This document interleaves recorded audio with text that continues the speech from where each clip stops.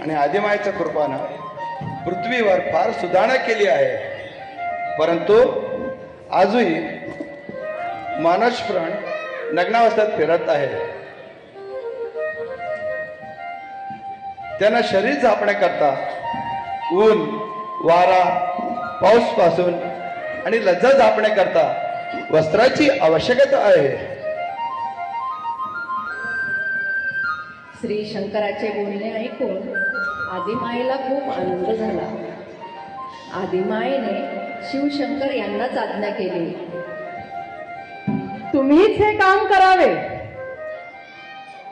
मी ह्याच्यासाठी तुमच्या सोबत आहेच, पण माझ्या सोबत हे सर्वजणही तुम्हाला सहाय्य करतील.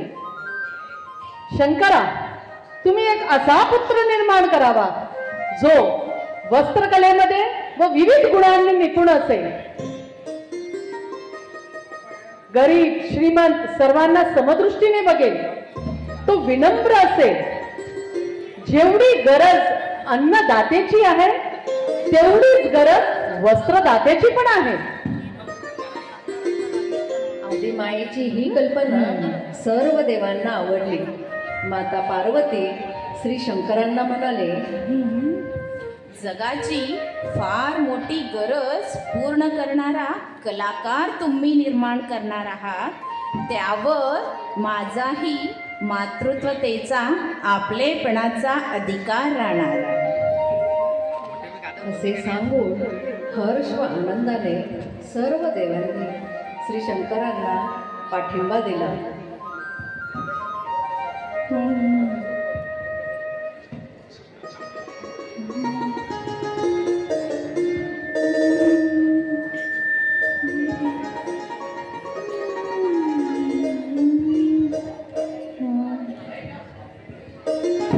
परम पवित्र श्रावण महिना, वार सोमवार, सर्व दोष नाहीसे करणारा प्रदोष व वेळ प्रातःकाळ होता. तिथी त्रयोदशी. अशा सुमंगल प्रसंगी श्री शंकरांनी प्रसन्न मुद्रेने हर्षित अंतःकरणाने आपल्या जिभेपासून अत्यंत दैदिप्यमान तेजस्वी बालक निर्माण केले. या बालकाचा जन्म होताच कोटी सूर्यभास्करांचा प्रकाश पडावा असे तेज निर्माण झाले.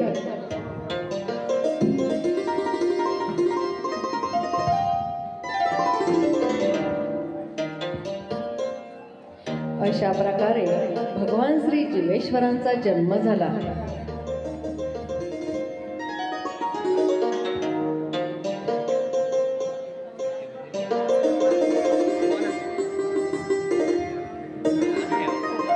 भाग दुसरा, नामकरण. टेबल.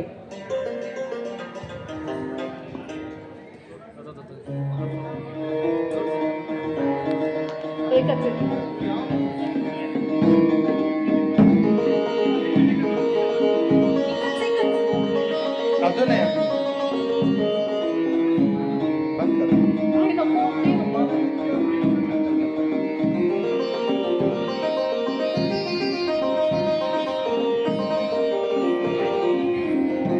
कोटी देव. शंकर. भाग दुसरा, नामकरण.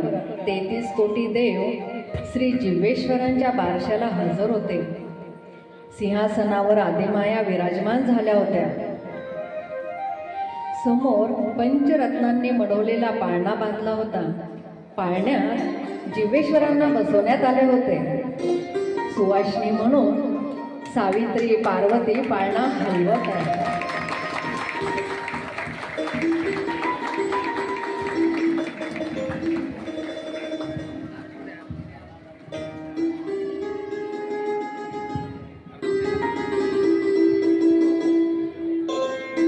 आदिमायेने नामकरण करण्या अगोदर जीवेश्वरांना कान मंत्र दिला.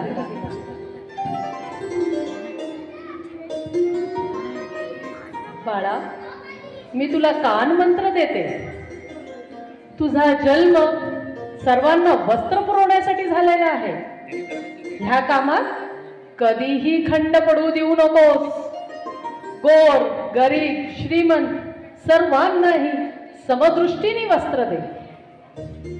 भरमसाठ मोबदल्याची हाव धरू नकोस. हाच माझा उपदेश आहे व तुझ्या कुळाला आदेश आहे. कान मंत्र ऐकल्यावर पाळण्यातल्या मुलाने होकारदर्शक मान हलवली.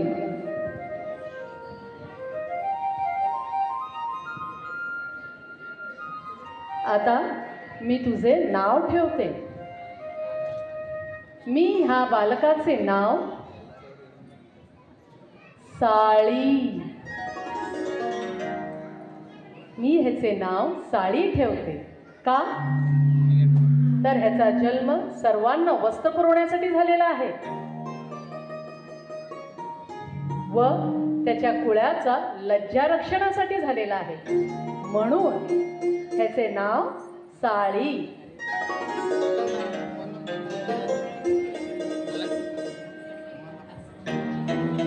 महादेव.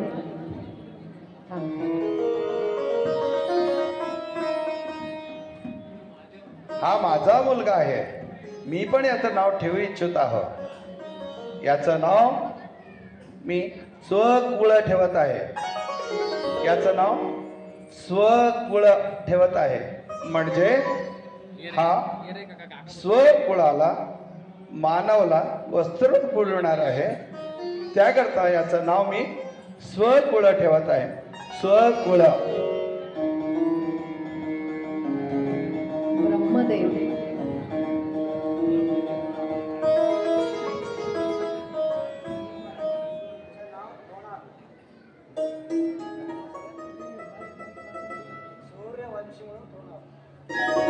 ब्रह्मदेवाने श्री जिवेश्वरांचे नाव सूर्यवंशी ठेवले. का? तर ह्या बालकाचा जन्म सूर्य उदयाच्या वेळेस झाला म्हणून ह्या बालकाचे नाव सूर्यवंशी.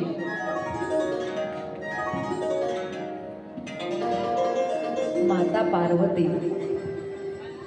या बाळाची माता आहे मीही त्यास नाव देणार. हे बालक श्री शंकराच्या जिभेपासून निर्माण झाले आहे म्हणून ह्याचे नाव जीवाजी जीवेश्वर असे ठेवते.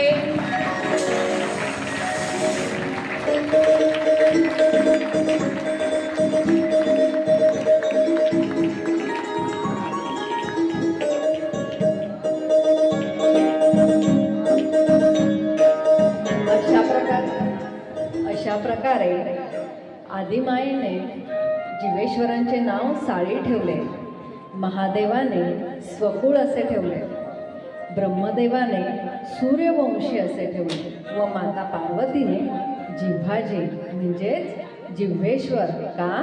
तर श्री शंकराच्या जिव्हेपासून त्यांचा जन्म झाला म्हणून जिव्हेश्वर असे ठेवले.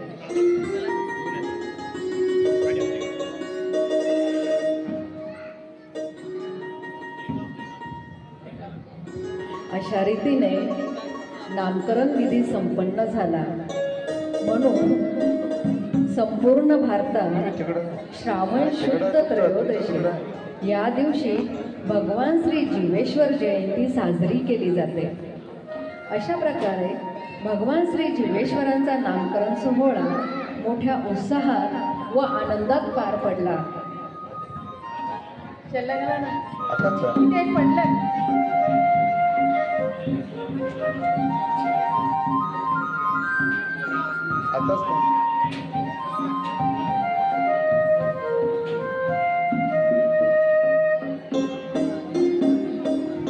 भाग तिसरा. विणकामास सुरुवात. नामकरण विधी संपन्न झाल्यावर ज्या कामासाठी आपल्या माता पित्यांनी जन्म दिला आहे त्या कामास श्री जीवेश्वरांनी प्रारंभ केला. विणकाम करण्यासाठी यंत्राची गरज होती. तेव्हा प्रत्येक देव देवतांनी यंत्रमागाचे एक एक भाग म्हणजेच साहित्य होण्याची तयारी दाखवली. त्याप्रमाणे साहित्य तयार झाले.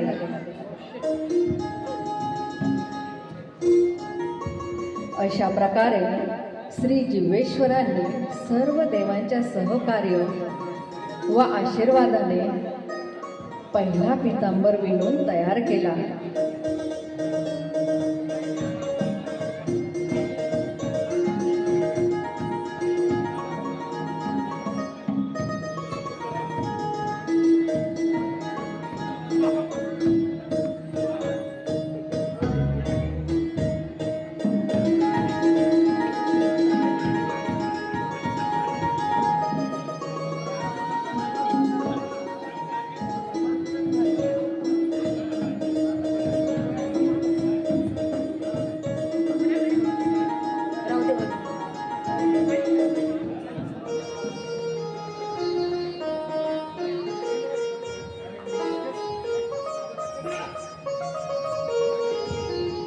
पितांबर विणून तयार झाल्यावर श्री जीवेश्वरांनी आदरपूर्वक आपल्या मातापित्यांच्या पायाजवळ ठेवून भक्तिभावाने अर्पण केला व साष्टांग नमस्कार केला.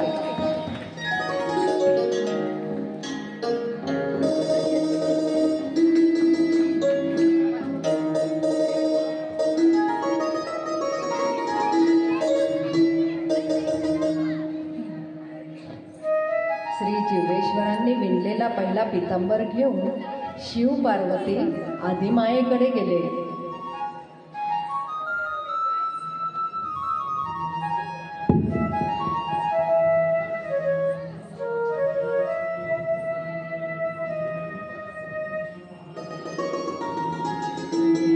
पितांबर पाहताच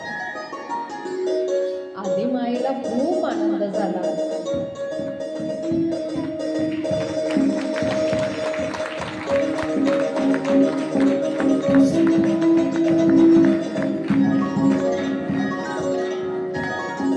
व त्यांनी श्री जीवेश्वरांना अंतःकरणपूर्वक शाबासकी दिली.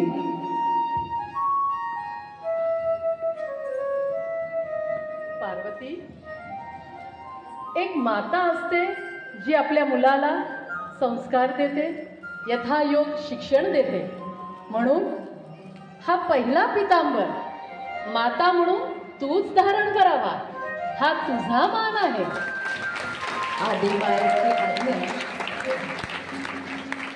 आदिमायेची आज्ञा स्वीकार करून एखाद्या सुमंगल प्रसंगी हा पितांबर मी नेसेन.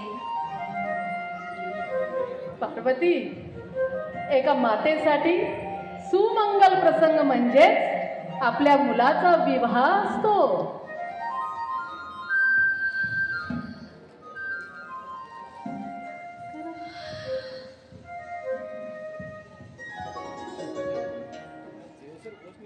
आदिमायेचे बोलणे ऐकून श्री शंकर पार्वतीने आदराने होकारदर्शक मान दर्शवले.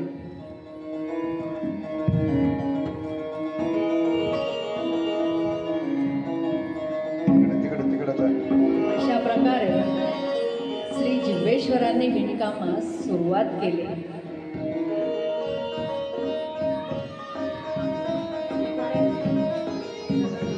भाग चौथा, श्री जीवेश्वरांचा विवाह सोहळा.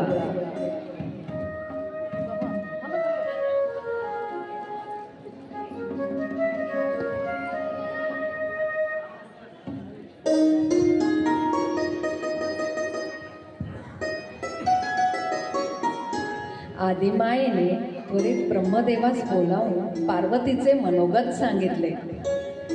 ब्रह्मदेवा,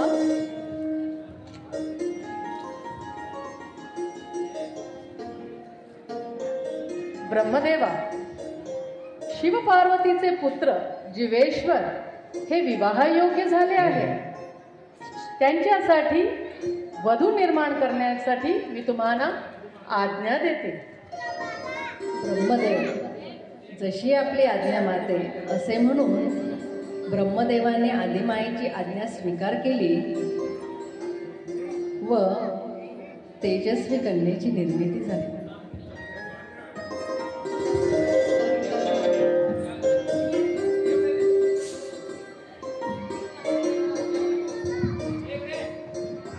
आदिमायेच्या आज्ञेने ब्रह्मदेवाने आपल्या दिव्य शक्ती व ब्रह्मतेजाने एक सुंदर कन्या निर्माण केली. ती कन्या ब्रह्मतेजाने अंकित झाली म्हणून तिचे नाव अंकिनी ठेवले.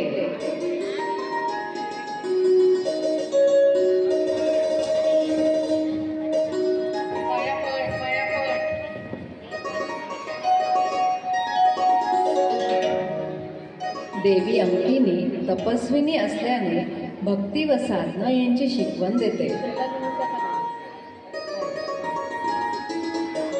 त्याच वेळी ब्रह्मदेवाची पत्नी सावित्रीने आपल्या तेजातून अति सुंदर व 10 गुणांनी युक्त अशा सुंदर कन्येची निर्मिती केली. ही कला व विद्या देणारी देवी आहे म्हणून तिचे नाव दशांकिनी असे ठेवले.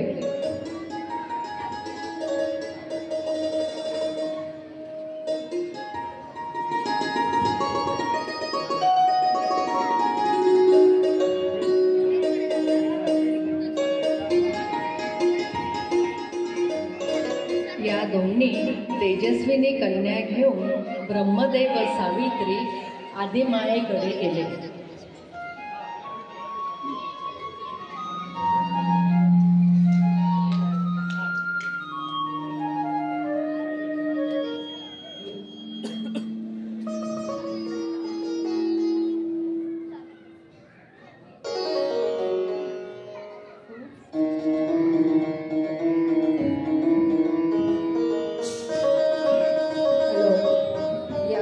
तेजस्विनी कन्या पाहून आदिमायेला आनंद झाला.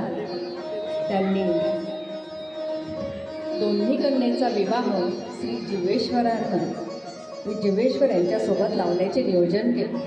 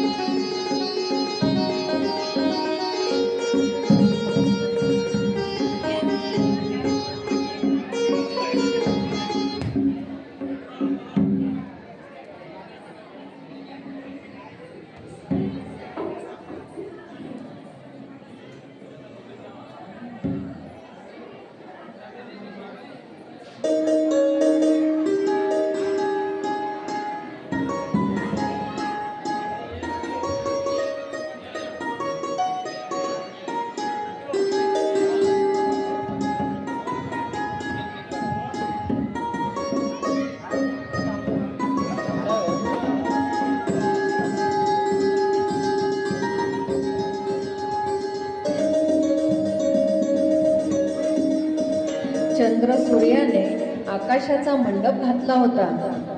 इंद्र व कुबेर पाहुण्यांचे स्वागत करीत, नारद तुंबर गायन करीत मंगलाष्टक बोलत होते.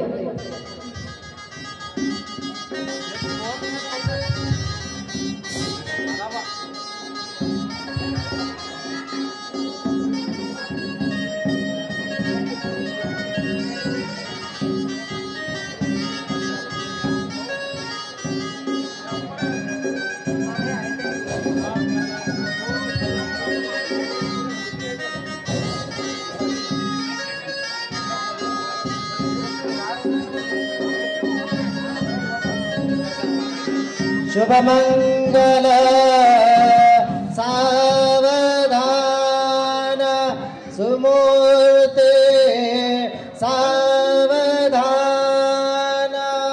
स्वस्ति श्री गणनायकं गजमुखं मोरेश्वरं सिद्धिदं बल्लाळो मुरुडं विनायकमां चिन्तामणि हेबुरं ले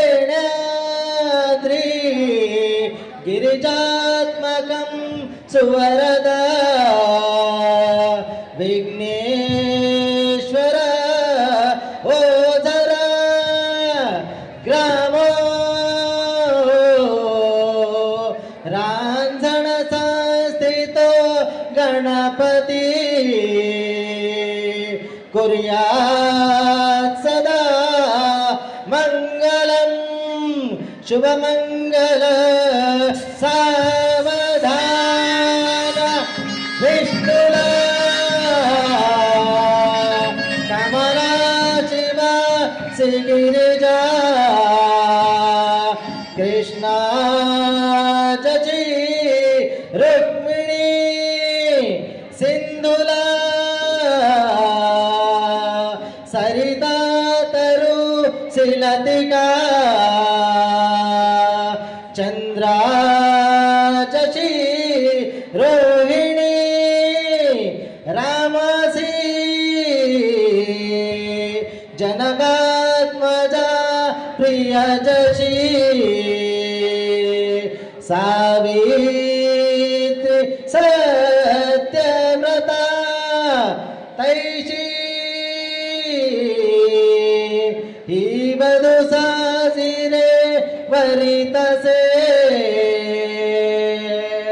कुर्यात् सदा मंगलम शुभमंगल सावधान.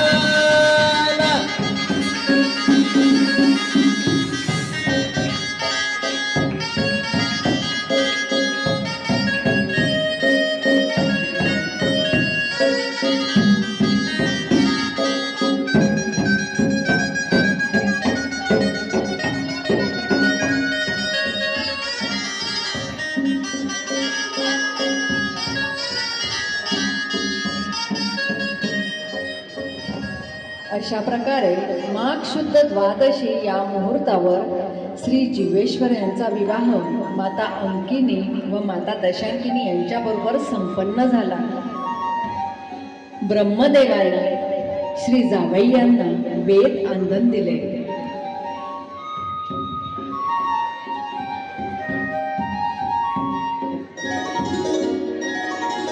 व आपण वेदशास्त्राचे शिक्षण घेण्यासाठी ब्रह्मलोकी यावे असे आमंत्रण दिले.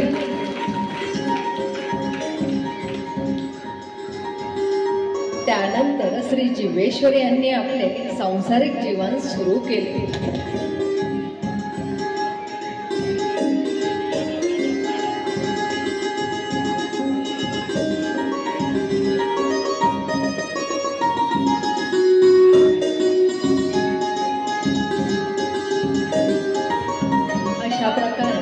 भगवान श्री जीवेश्वर यांचा विवाह थाटामाटात संपन्न झाला.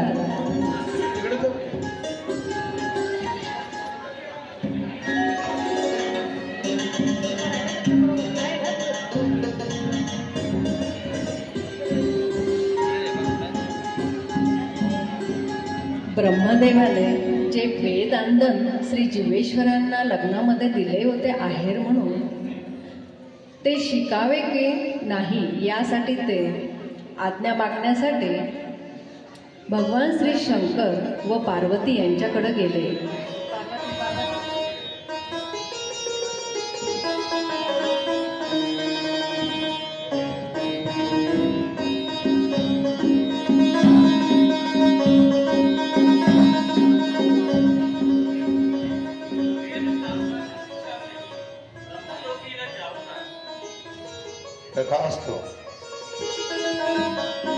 शिवशंकरांनी श्री जीवेश्वरांना ब्रह्मदेवाकडे जाण्यास आज्ञा केली.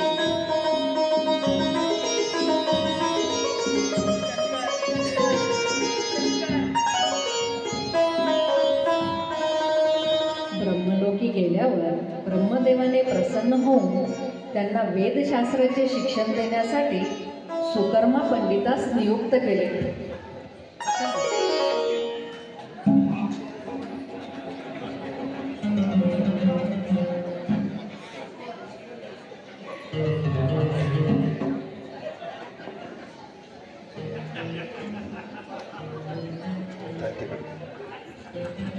परंतु सुकर्मा कपटी व कावेबाज होता.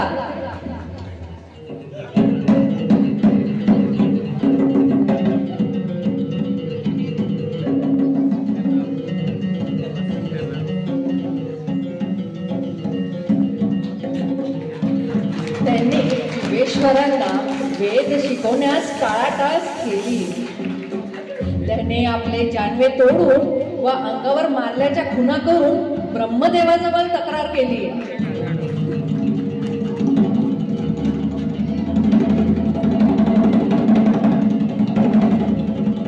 ब्रह्मदेवाने सुकर्माच्या कपटास फसून खात्री न करता श्री जीवेश्वरांचे वेद शिक्षण बंद केले. भोळ्या जीवेश्वरांना ही गोष्ट सहन झाली नाही. त्यामुळे ते अत्यंत दुःखी झाले व मूर्छित पडले.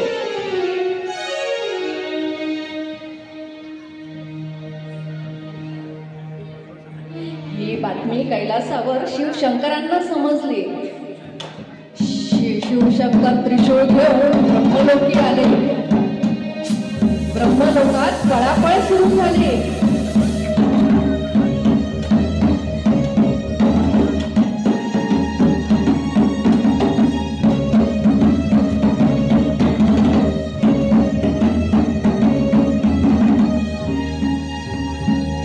ब्रह्मदेवाने घाबरून सुकर्मास पुढे केले व सर्व वृत्तांत मागून क्षमा मागितली.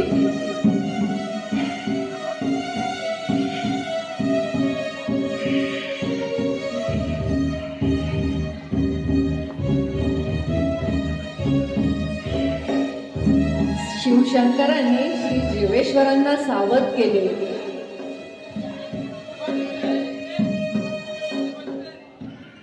बाळा,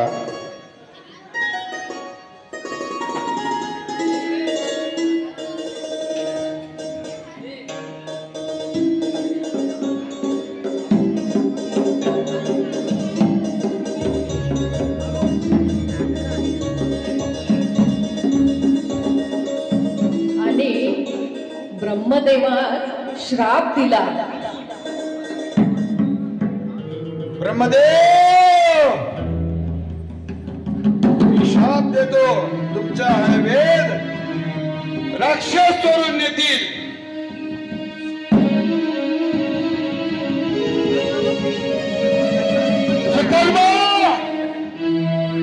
सुकर्मा, तुझं तोंड कोणीही पाहणार नाही.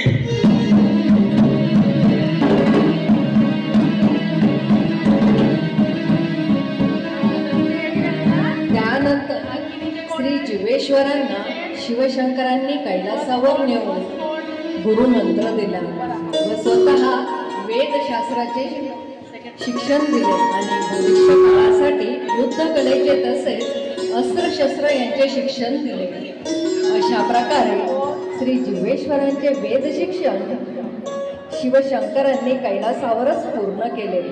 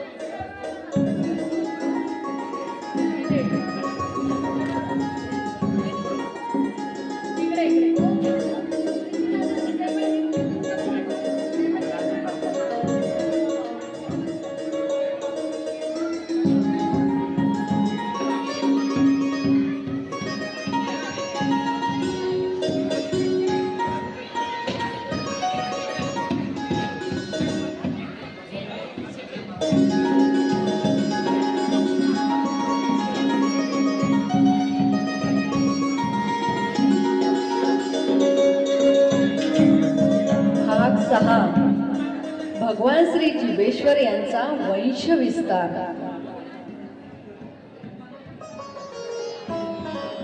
भगवान श्री जीवेश्वर यांचे गृहस्थ जीवन कैलासावर माता पित्यांची सेवा व वस्त्र विणणे असे चालले होते.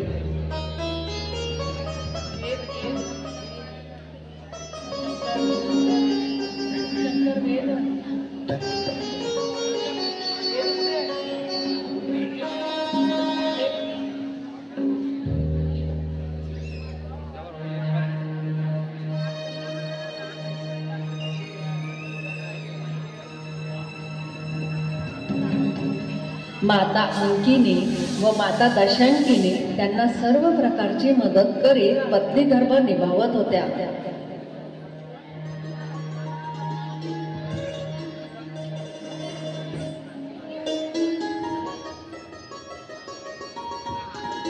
भगवान श्री जीवेश्वरांना ज्येष्ठ भार्या अंकिनीपासून लोमहर्ष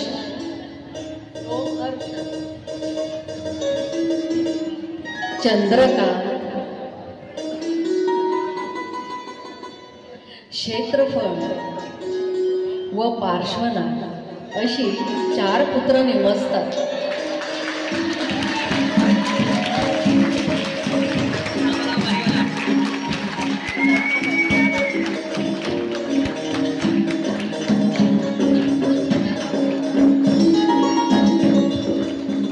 सहधर्मीने दशांकिनी यांना 6 पुत्र झाले. कैलास भुवन,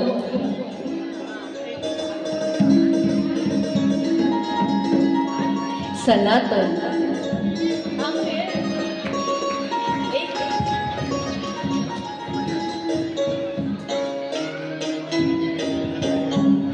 भक्तिमान,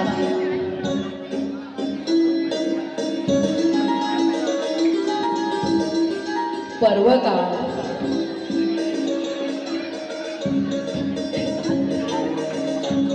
दयासागर आणि अर्चन असे 6 पुत्र दशांकिनीचे.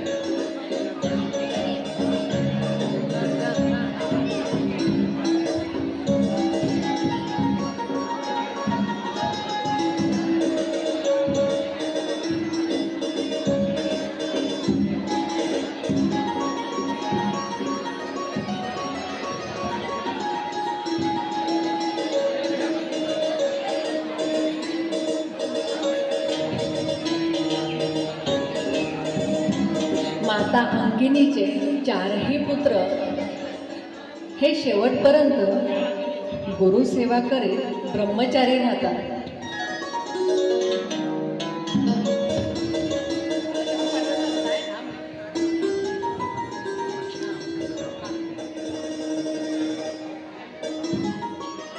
दशांकिनी यांचा मोठा पुत्र कैलास भुवन.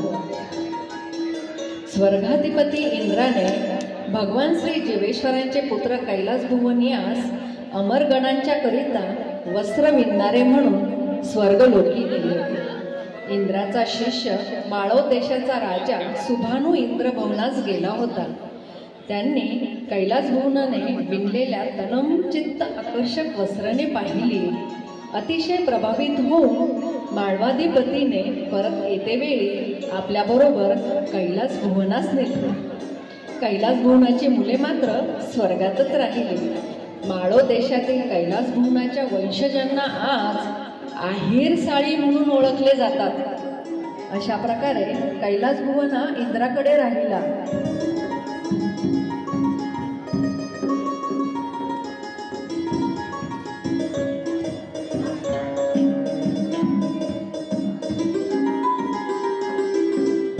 सनातन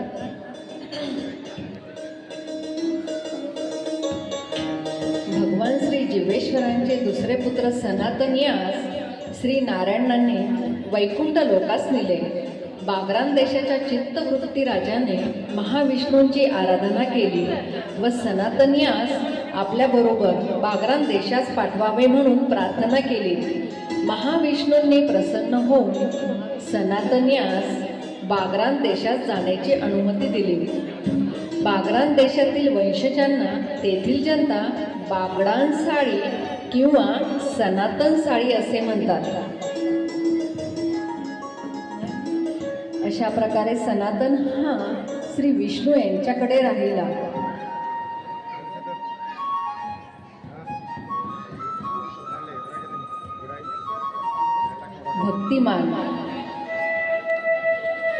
भक्तिमान हा यमाकडे राहिला व यांचे वंशज गुजरसाळी म्हणून ओळखले जाऊ लागले.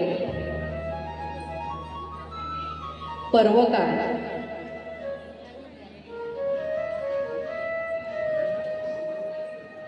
हा ब्रह्मदेवाकडे राहिला.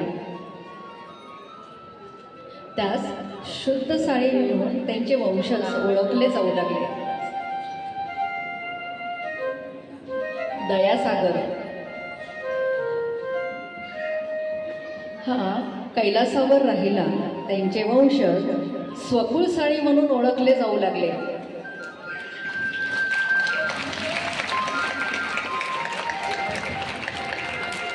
अर्चन निर्धन तांतीपूरच्या सुशील राजाने परमेश्वराच्या वरदहस्ताने श्री जिवेश्वरांच्या साहाय्याने पुत्र अर्चन निर्धन यास वस्त्र निर्मिती व्यतिरिक्त त्याने शुद्ध ज्ञानी बनवले. आज अर्चन निर्धनाच्या वंशजांना शुद्ध साडी अथवा शुद्ध साडी म्हणतात.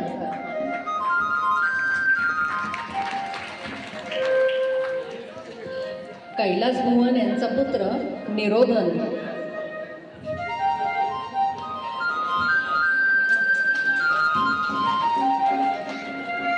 वैकुंठात महाविष्णूंनी आपल्या दर्शनास येणाऱ्या भक्तांना बुक्का व गंधाक्षता लावण्याचे काम कैलास भुवनाचा पुत्र निरोधन यास सोपविले.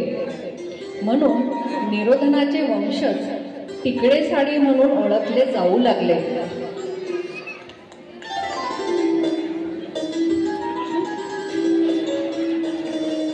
अशा प्रकारे देश काल स्थान मान यांच्या अनुषंगाने अर्चन गुर्जर पाटलीगा वाटोळा पटसाळी या विविध नावाने साडी आढळतात.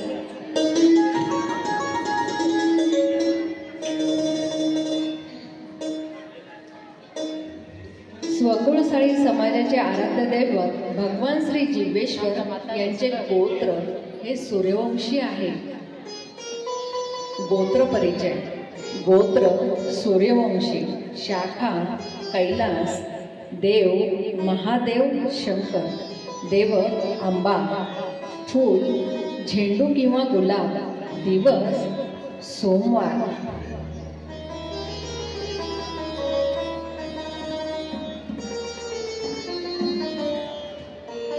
याचा अर्थ ब्रह्मदेवाने श्री जिवेश्वरास सूर्यवंशी म्हटले आहे. सूर्योदयी जन्मले म्हणून सूर्यवंशी हेच गोत्र साळी समाजास लागू पडते. याचा आधार ज्या साळी बांधवांना आपले गोत्र माहीत नाही त्यांनी सूर्यवंशी गोत्राचा उपयोग करावा.